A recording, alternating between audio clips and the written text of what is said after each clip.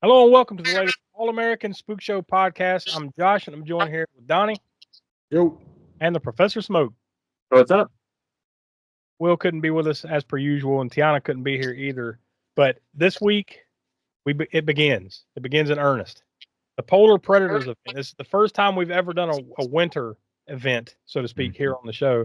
Now, if you're fairly new to the podcast, you may not know that we generally do summer events every summer. We have for like the last, 3-4 years in a row, something like that. Yeah. And basically, there's a theme, right? We pick a theme. Like last summer, we talked about vampire movies, sucky summer, right? We talked about disaster movies. We had the Summer of the Wolf. I think that was the first one.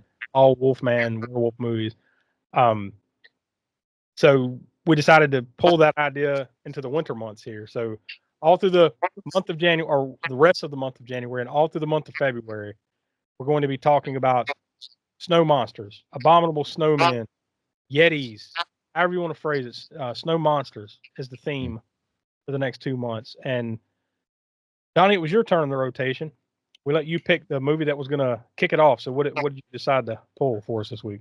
Yeah, I pulled the Abominable Snowman, which is only the second time I've been able to say that right without flubbing it. But no, from 1957. We'll see how you last through the rest of the episode. Yeah. So we'll see what happens. But, this is familiar territory for us, though, because we talked about this one. If you're a watcher of our YouTube channel, one of our series that we do over there is Hammer Horror in Order, where the premise there is we watch Hammer Film Productions, specifically their horror movies and their thrillers, in the order in which they were released. So we did kind of goof up for a little while there. We got back on track, right? But for the most part, they're all in the order in which they were released. So if you want to go check that, that's a whole playlist over on our YouTube channel.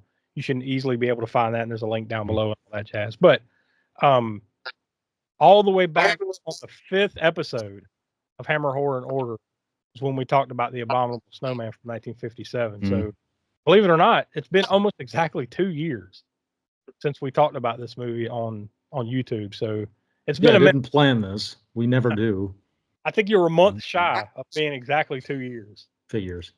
But yeah, we're not that clever to time these things out. And but yeah, if you want to get kind of the quick hit of our thoughts on that movie, go check that one out. That's like 10-15 minutes long. It's got video clips and everything. So, I hate to steer people away from what we're talking about today, but if you just want to hear the kind of condensed, brief version of what we're about to talk about, go check that out over on the YouTube channel. But before we get into that, I want to go ahead and mention that you should go check out aaspookshow.com. We call that the center of the Spook Show universe. From there, you can go to our YouTube channel that we were just talking about, but you can also become a patron of the Spook Show. We're going to patreon.com/aaspookshow and joining up. And we've got plenty of bonus content coming at you. We're kind of working some new stuff up there. Some new efforts are going to be coming real soon, I promise, over on our Patreon. So you want to get in on the ground floor and become a patron today. We also encourage you to go check out our past podcast archives at aaspookshow.com. And you can get merch from our TeePublic shop. We got all kinds of cool stuff going on. And like I said, check out that YouTube channel because we got 3 pretty cool series that we do every month over there. So without any further build-up, we'll go ahead and toss to the trailer for the Abominable Snowman. A small band of men on a perilous search for the man-beast of Tibet. The Abominable Snowman of the Himalayas. You've heard of him, haven't you? The world's most shocking monster. No one's ever lived who's seen him. Be on your guard. He's coming to this theater. The Abominable Snowman dares you. We dare you. Dare you to see the Abominable Snowman of the Himalayas. What did it look like? Tell me, what did you see, Kusang? Tell me. I see what men must not see.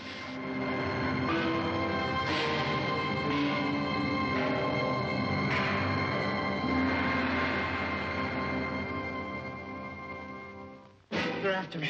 They know it was me that did it last night. They're after me. They're after all of us. They just killed McNee. Why say that? It was an accident. It's me next. They know it was me. Stay here. Wait. Ed, I can hear you. He's coming. You've got to understand, that isn't Shelley. It isn't anybody. I can hear his voice. It's in your own mind. It's just happened to me, too. Warning, Only those with stout nerves and strong hearts should risk seeing the abominable snowman of the Himalayas.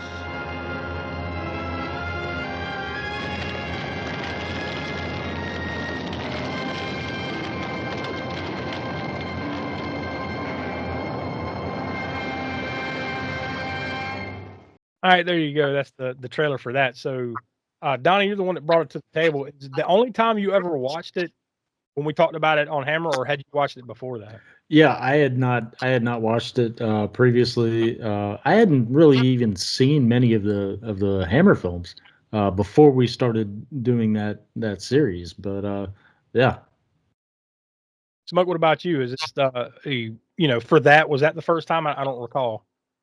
No, I'd seen it's not one that I saw back in the day, like back in the video rental days in the '80s or anything. I didn't see it until probably early 2000s, maybe. I came across a VHS of it that Anchor Bay put out. Remember, Anchor Bay used to put out VHS and DVD at the same time, sort of. So back in that era, whatever that was, probably 99, 2000. Mm-hmm. Yeah, when we watched it for Hammer, that I recall that was the first time. I might have seen it like way back in the day. I don't know how replayed this one was, like say back in the old Saturday matinee days of TV back in the 80s and 90s and stuff. I might have caught it there, but I don't really recall it. So I think when we watched it for Hammer, that was the first time. And I actually, because it had been a couple years since we watched it, I actually sat down and watched it again to kind of refresh my memory. But I think I pretty well remembered the movie, and I think on the surface, it's a pretty cool looking movie, especially for something that came out in 1957, right? Oh yeah, and early in Hammer's not in their total filmmaking career, but I guess in their horror era. Yeah, I mean, like based on like what we had done in the order of things, like I said, this was the 5th episode, so roughly probably about the 5th horror / thriller that Hammer had produced. But even at that time, I remember us talking about how like the production value on this one, outside of maybe The Curse of Frankenstein at that point, because it came out right around the same time. That came out in May of 57. This came out in August of 57. So just before that, outside of The Curse of Frankenstein, basically all we had watched up to that point were like the Quatermass movies. There was like 2 or 3 of those at that point, right? So like the production value is way the hell up with this movie, in the chronological order of Hammer, right? Yeah. And also, I mean, might as well take time to mention this here. It's the very first movie that Peter Cushing, or at least the first horror movie. I think it's the first Hammer production that Peter Cushing was on. Yeah. Certainly the first horror. The Curse of Frankenstein technically came out before this, but I believe this was the first one that he had worked on. It just came out after The Curse of Frankenstein. Yeah. The rotation of releasing, Curse of Frankenstein got released first, even though it's the same year. So, I mean, anytime you're watching a Hammer flick with Peter Cushing or Christopher Lee in it, bonus points for me. Like, Oh yeah. Just the level goes up, man. Because we've seen enough Hammer to know like there's everything else, and then there's the stuff that those guys were in. Yeah. Like, and some of that other stuff is fine. It's great, in some cases. But man, when Lee and or Cushing are in it, next level, in my opinion. Yeah. Especially if they're in it together. Right. Yeah, even better, right? Like The Curse of Frankenstein, right? Weren't they? They were both in that one. Yeah. And the Horror Dracula. Yeah. Which we haven't. Yeah. Did we get? Yeah, we got the Horror Dracula because it was. Yeah. Yeah. We have since then. Yeah. There are 2 different titles that I saw. There was the working title for this one, just called The Snow Creature, which that obviously would have worked.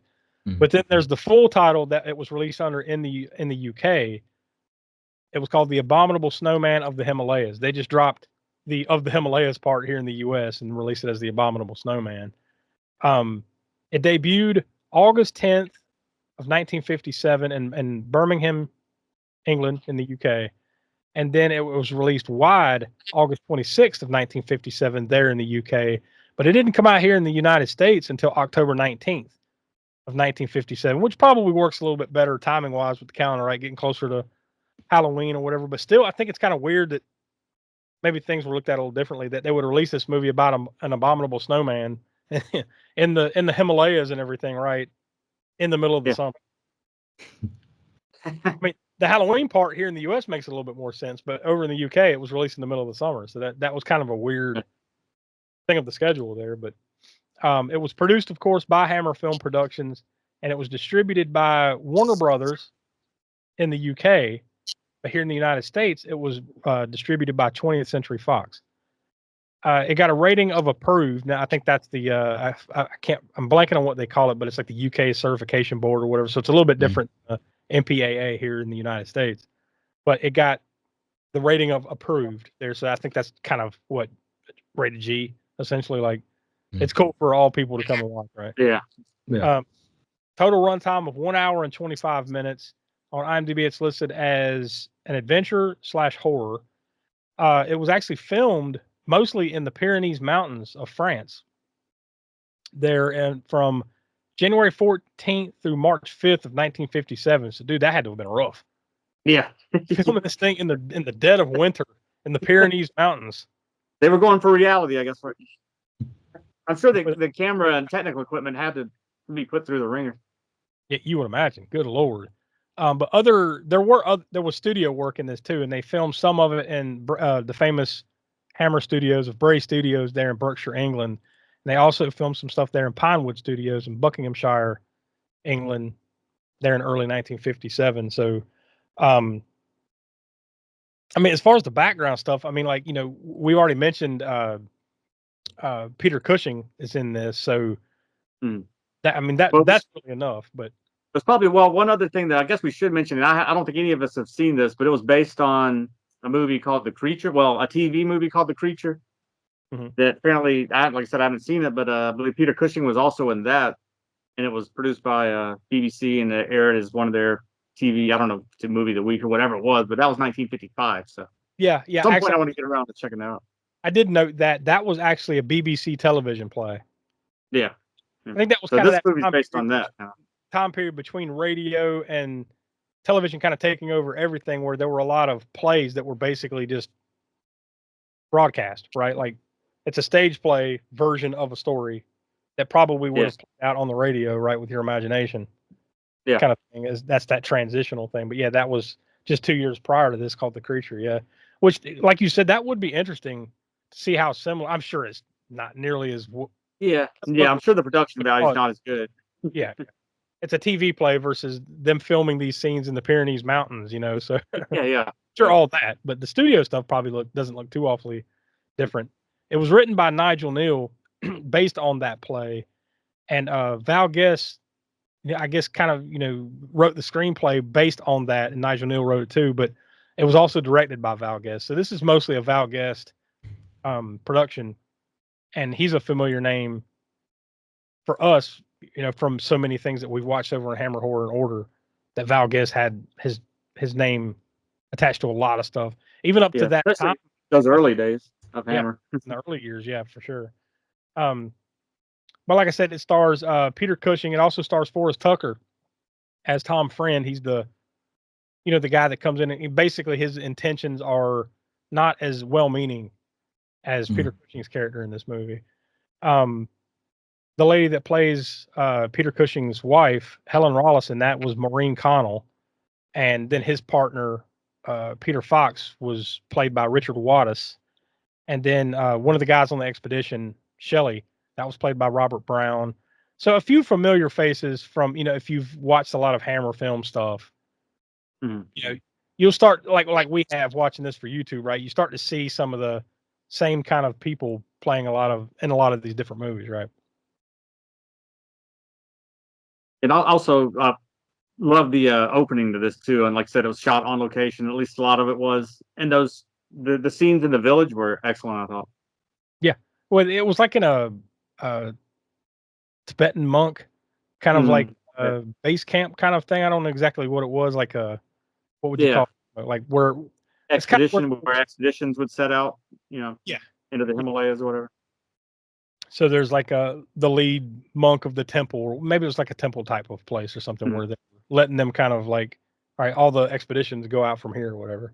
Yeah. But that stuff, look, even though you could tell, I think you could tell the differences obviously between the shots of the Pyrenees Mountains and everything, where they were actually out there on them, versus the studio stuff. I still think it blended pretty well in Yeah. this movie. You know, like yeah, you could tell a little bit that it was studio work, but it was pretty seamless. You know, in my opinion, in this one. I mean, the look of it. Yeah, and all that. I don't know where it all began as far as the folklore of the Yeti and how it's tied to the Himalayas, but you get all that in this movie for sure. Yeah. I'll put it this way: anybody who's ridden, what's that ride at is it Universal Islands? No, not Islands of Animal Kingdom Expedition Everest. Yeah, Disney World. Yeah. So if you've ridden that ride and you're not really familiar with the Yeti lore or whatever, then you watch this movie, it'll all tie together, right? Yeah, because they do a good job on that one. Kind of like that's what Disney World rides kind of do a good job of, is like telling you a little bit of a story while you're like in the line waiting to get up to the ride. Yeah. And so that one especially too, because like it's like you're at base camp working your way up the Himalayas, you know, until you get on the coaster or whatever. So yeah, you're right. That's a good comparison. Kind of what's going on here. You know, base camp type stuff compares to that. And that's something I haven't looked into as far as I love folklore, but I've never really looked into the Yeti folklore to see where all that stuff started with the tie-in with the Himalayas and Tibetan monks and all that. So. Well, that's something that maybe we can explore a little bit more as the Polar Predators event goes along. Like try to do a little bit more research on, you know, that aspect of it and have some kind of chat about that at some point along the way here. Yep. All right, let's go ahead and do the Audible mid-roll. For you, the listeners of the All-American Spook Show podcast, Audible is offering a free audiobook download with a free 30-day trial to give you the opportunity to check out their service. So I hopped on over to audible.com, and this time I'm just going to type in Yeti to see what pops up. There's probably something about Yeti coolers or something, knowing our luck. No, let's see. We've got The Yeti, a novel by Rick Chesler and Jack Douglas. That one's, Donnie, that's for you, 8.5 hours long. I'm out. Some good you know, storytelling for you. This one's actually interesting. Abominable Science, because it kind of speaks to what you were just talking about, Smoke. Origins of the Yeti, Nessie, and other famous cryptids by Daniel Loxton and Daniel R. Prothero. That one's almost 16 hours long, so that might be an interesting listen if you're wanting to kind of learn a little bit more about the origins of all of these, right? Yeah, if any of that sounds like it might float your boat, go on over to audibletrial.com/spookshow. Again, that's audibletrial.com/spookshow for your free audio book. So that might actually be one to cash in. Yeah, that's pass on some information. Now I'm going to hop on over to imdb.com and I'm going to click on plot summaries, see what pops up. And Donnie, you're out of luck because there's there's the one sentence one, and then we've got one big long paragraph. So strap up, buddy. I'm gonna head out. Yeah. Good night. All right, so we've got a kindly English botanist and a gruff American scientist lead an expedition to the Himalayas in search of the legendary Yeti.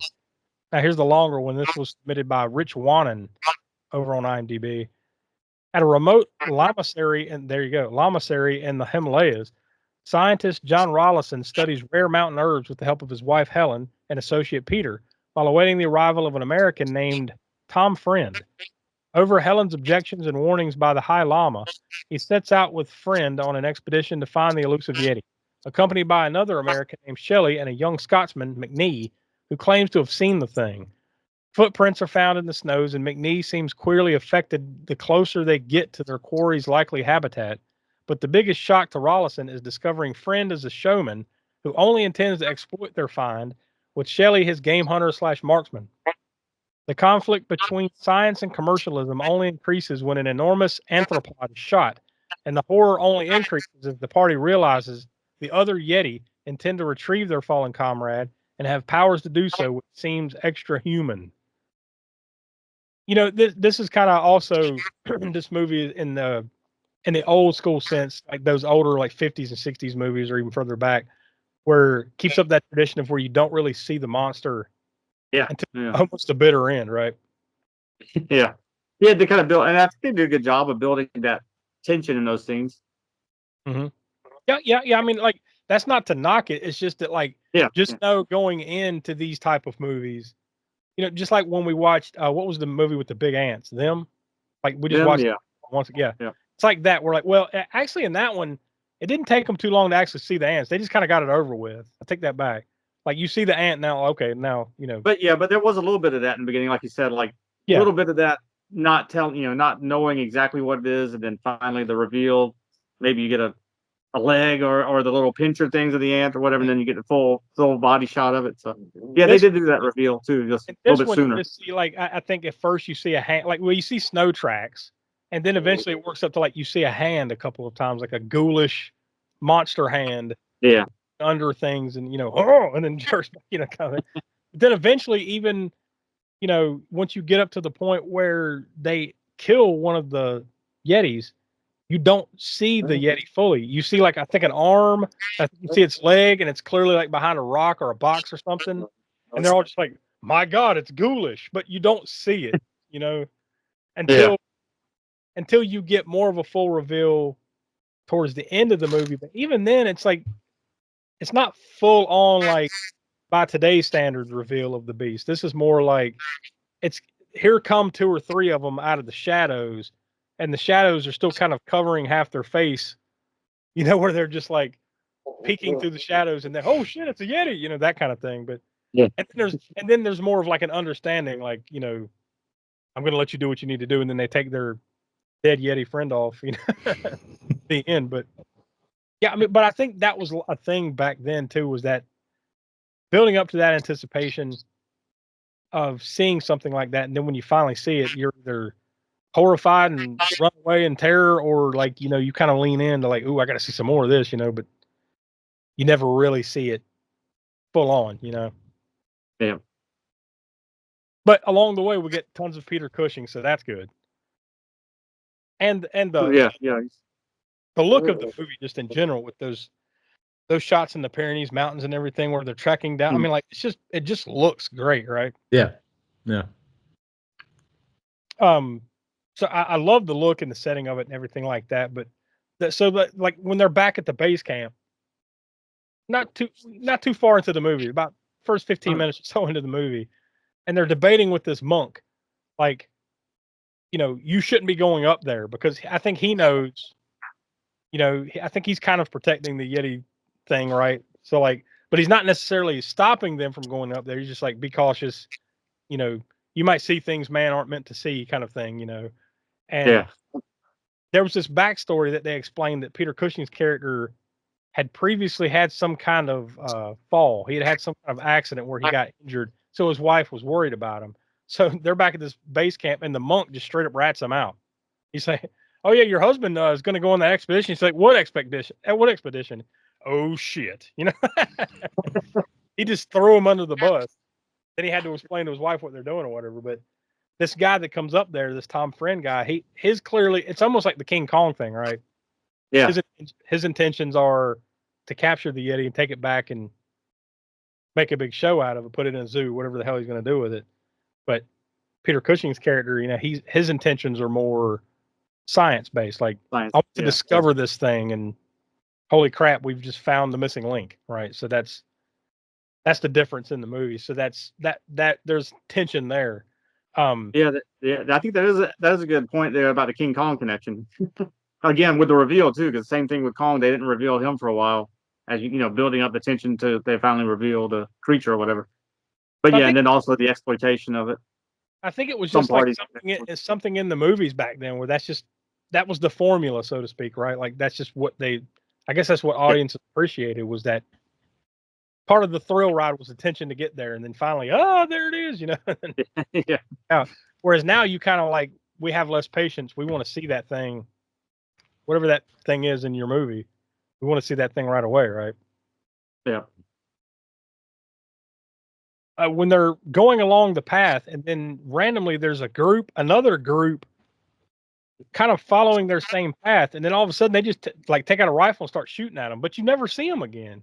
It's just like this random band of bandits or something that are just there to shoot at them, and then like they kind of take a pistol out and shoot toward them, but then you never revisit those guys. So I don't know if there was maybe this was like, kind of a real thing, like expedition in the Himalayas. Like, there might be guys that might try to like pirate, so to speak, like try to rob you blind. Maybe that was what it was an allusion to, or maybe there was a dropped story thread in this movie where like those guys just they shoot in the air, and those guys kind of like scurry away, and then you never see them again. So I don't know what the hell. I don't know what that was about. One of the guys on the expedition, McNee, he gets his foot caught in a bear trap because the other guy that's like basically there to shoot it and track it and kill it or whatever, he sits out a bear trap and doesn't tell the other guys. So that guy's just randomly going about his business and then steps into a bear trap. So his leg is all jacked up. But like the weird part I found about that is that like it's almost like the dude has some psychic link to the Yeti at that point. Hmm. Once like again, telepathic. yeah, it's like he can kind of, no one else can hear him or know they're there, but like this guy's like, I sense that the Yeti is out there. It's like all of a sudden because he hurt his leg, now he's in tune with the Yeti or something. So it's there's that weird thing. But then when eventually they finally see the Yeti, and that's when the dude Shelley comes in and kills it. The guy that's like their guide or whatever that came up there with them, Kusang. He has I think probably one of the lines of the movie where he says, "I've just seen what man must not see," and but then he just takes off running down the mountain because he's obviously freaking out because he just saw a friggin' Yeti. So he's just like he says that, screams, and then just runs down the mountain, like just goes back to home base and then tells them, and then that's when they bring a search party or whatever. But yeah, I just love that the dude just hightails it. Which is probably the most natural reaction. Yeah, I mean, to seeing Yeti on the side of the Himalayan mountains. I mean, yeah. You think? Well, like, what would you do if you saw that? We're watching horror movies, and you're like, oh, this guy just takes off running or whatever. But I mean, what would you really do if you go around and you see a Yeti standing right in front of you? Are you gonna I would either take off and just run like Kusang did, or I would just fall over dead. I just die right there. Like, well. Yeah, you probably shoot your pants either way in both scenarios. Yeah, you're right. You're right. Both scenarios end with changing your pants. It's whether I have to be troubled with changing the pants or not. That's really the only exception. Yeah, I think that's what would happen. I'd probably be such shock that I just saw the missing link that I'd fall over dead. Instant cardiac arrest. Well, I've seen it all. Screw it. And just fall away.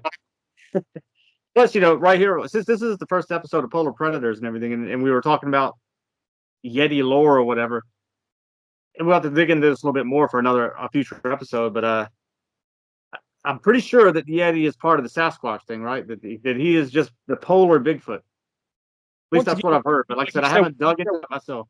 We need to dig into it a little bit more and maybe explain, what the lore is, what the origins is. But I believe so. Yeah, that's kind of my feeling was like, just take the Sasquatch from, in my mind, the Sasquatch is always like something they see out in the Pacific Northwest, right? Yeah, like up in Washington, Oregon, somewhere up there. The so woodland area. Just take that and now drop it in the snow mountains, like Himalayas or some other huge snowy mountain range. Although, we might have to pull this clip up. We probably can't show it though because it's part of WCNC, right? Sasquatch or Bigfoot has been spotted in the what part of the area was that? The stick. It was somewhere like in the foothills of North Carolina or something. Yeah, the foothills of North. Not even like full on mountains, just the foothills somewhere. Yeah, there's a news segment that went national. I think I'm pretty sure of a dude who was talking about the Yeti in the North Carolina mountains. Yeah.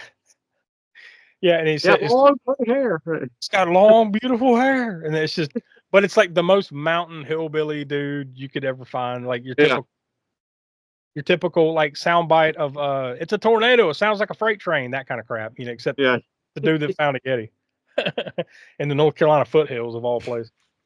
And he pointed a stick at it or something. So get. Yeah.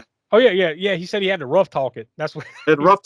Yeah. The only way to get it to go away was you had to rough talk it and get it. And you just get a stick and poke it. He took off twixt them two barns over there or whatever it was. I think he just found some dude that was on meth in the mountains is what he found and chased him off. Sorry about going down that rabbit hole, but I think it's pertinent. That reminds me too. I do believe, and I think we've kind of talked about this off air a little bit when we were talking about planning this event. I believe, and Donnie, we'll see what your 2 cents are, because I don't remember whether we were talking to you about this or not. I believe that we should connect the summer event to this. Like, this is Polar Predators. We're doing Yetis and whatnot. I think this summer we should do Sasquatch movies. We should. Yeah, Sasquatch summer or whatever we call it. Yes, yeah. We should just lift this and put it there. Like, Now we just take it out of the mountains and talk about Bigfoot, that kind of thing, Sasquatches. Any excuse to get Harry and the Hendersons. Oh yeah, Harry and the Listen, yeah, there's a man, lot of I good. will tell you this with a straight face. I Yeah. was 9 years old. I was watching that Harry and the Hendersons with John Lithgow. You know the fucking thing. Anyway, I cried like a fucking baby when they took Harry back to the fucking woods, man. I will listen. You've just Plain sold as the whole day. concept to us even more because I want to see if you break down in tears again. Oh Harry. my god. Harry, why, Lord? Yeah. Oh man. Yeah. Yeah. That's probably a good plan. Good plan. Well, that's pretty much how this movie ends up. Is like we explained, the Yetis they shoot and kill this Yeti. The other Yetis show up and like basically want their fallen back, and Peter Cushing's character comes face to face with them, and like they all just kind of nod, like yep, and then lets them take their Yeti friend away, and then that's pretty much the end of it. So, but I mean, I really think overall it's a well done flick. I think production wise, it was one of the outside of the Curse of Frankenstein that we mentioned. Production wise, it's one of the best early Hammer horror / thrillers that you'll see because it looks way better than, like, say, the Quatermass Experiment, X the Unknown. There were a couple others there that we watched early on. Mm-hmm. So I think overall I highly recommend it. So Donnie, we'll let you get started. Now back when we did this on Hammer Horror and Order, we gave it 3 hammers. Now that's a scale of much like we do here on the podcast, 0 through 5, but that's a cumulative score. So we all came together and said 3 hammers, so roughly quote unquote 3 stars, right? So putting it on this scale, comparing it to other things, what do you think here for you? So, it for my scale, it's got to be at least 3 stars if I would, watch it again. It does have Peter Cushing, which is, always a plus for us. I think there's enough there to. I mean, this being the, I guess, second time we've talked about it. I don't know. I'm kind of on the fence whether I would watch this, for a third time. I mean, it's not. I think it does have rewatchability, but for me, it falls just short of that. I'm gonna go 2 3/4, but not by much. It's like, yeah, not by much. Smoke, what do you say? Yeah, I think I'm going to stick with what we collectively gave it on there. I'm going to go with a 3, and it's not top notch Hammer, I don't think, but if you have any sort of interest in big, like we talked about Sasquatch, Bigfoot, Yeti, whatever, there's plenty enough there to chew on, I think, and it's beautiful looking. The cinematography in the Pyrenees, like mentioned, even like the studio sets look cool too, and everything. So, and it all ties together well. Personally, like I said, I haven't looked up on my own a lot of the Yeti folklore, but I like it when I see it in the movies and whatnot. So, I mean, so if you're into that kind of thing, then I think you'll enjoy it for what it is. So, yeah, I'll go with 3. I think I'm gonna concur. I think it's a pretty solid Hammer flick. It's not the best story in the world, but I think it's fine enough. Like there's enough intrigue to see what's going to happen. Like when you actually them discovering these things, when you actually see it and everything, and how the ending plays out and everything. So I think there's enough meat on the bone, like you said, there to enjoy. So yeah, I think I'm going to stick with 3 stars.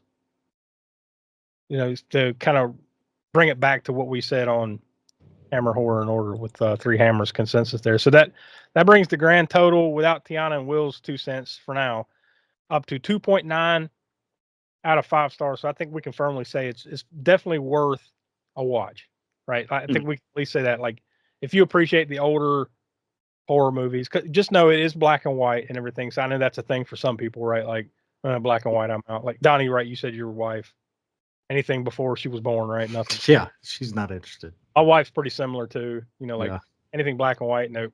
So just know that we should have added that like it is black and white. So that's a drag for you. Maybe you don't like it as much, but I think it's a quality flick, entertaining, fast watch. So I think you'll enjoy it. So, We normally have the kill count, but Tiana is not here. But Donnie, did you have connections for this? Yeah, I got a couple on the cast side. You have Peter Cushing, obviously, dates back to when we covered The Curse of Frankenstein, which was some time ago. And then on the crew side, we have a couple of the. I should fucking know their names, but a couple of the producers that were Frank and also Joe. involved. Yeah. We'll call Go them. with that. Frank and Joe. We'll call them Yeti. Yeah. No. Get and Tay. Yeah. Yeah. No. It's no. Seriously, I've got them. I've got them right here. No. Producers Michael Carreras and Anthony Nelson Keys. They also were producers on The Curse of Frankenstein as well. Yeah. Well, you could connect. Was it Michael Carreras? Yeah. That's what you see. Yeah, I think you can connect him to just about anything Hammer. So, like, technically, this is only the second Hammer, right? Yeah. Yeah, that we've done here on the podcast proper. Trust me, that will be a theme as we go along. Oh God, I was just trying to think of what the highlight kill would be here. I guess you know what one that sticks out in my mind. So the guy that broke his foot or whatever in the bear trap, he has some kind of weird psychic link with the Yeti. And then just for some random reason, like as his foot is healing, he's got it like wrapped up or whatever. He just decides to just go out of the tent and climb up to the top of the mountain. And then they scare him or something, and he falls off a cliff. He falls off the top. That's right. Yeah. Dead. Yeah. For apparently no reason whatsoever.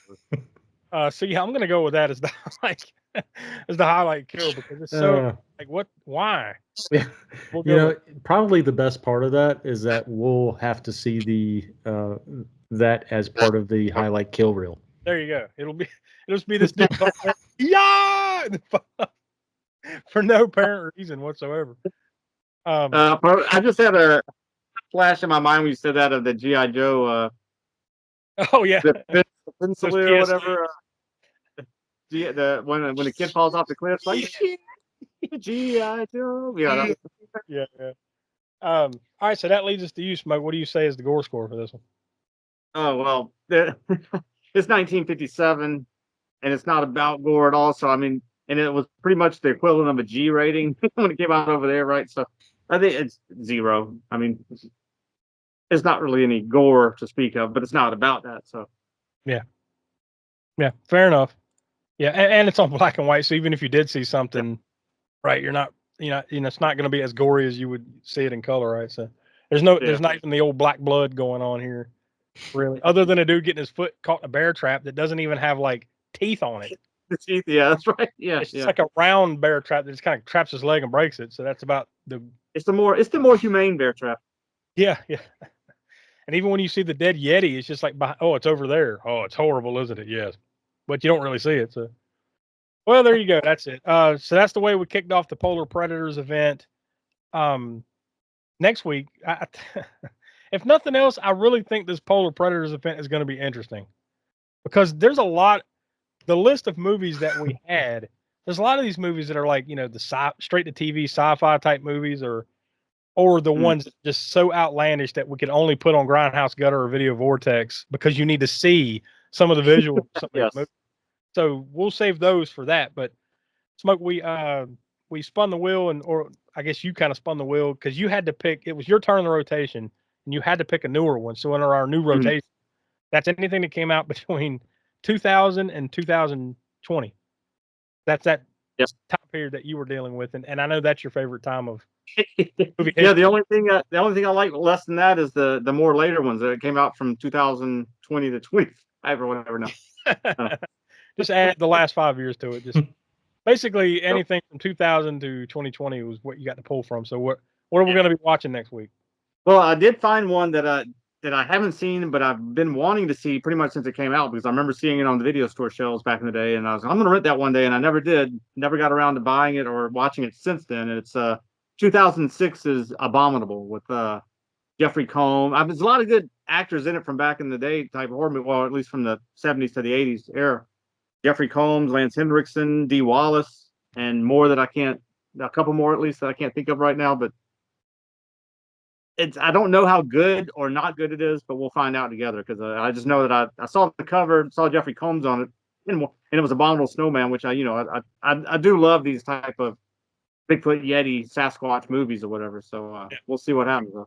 Yeah, we're all big fans of The Thing, and some of these movies are going to be reminiscent of that, at least, right, on some level, with the snow and stuff, at least. Yeah. A creature in the snow, some sort, right? Yeah. So we'll see if that one's any good. I don't know. I mean, I think some of these ones we have pulled for this event, boy, hang on to your hats, or I should say, hang on to your snow parkas, because it's going to be an interesting couple of months here on the Spook Show, that's for sure. So, for Tiana and Will couldn't be with us, Donnie, the Professor Smoke, I'm Josh. We are the All American Spook Show, and we'll talk to you next week when we're talking Abominable, 2006. See you. Hey.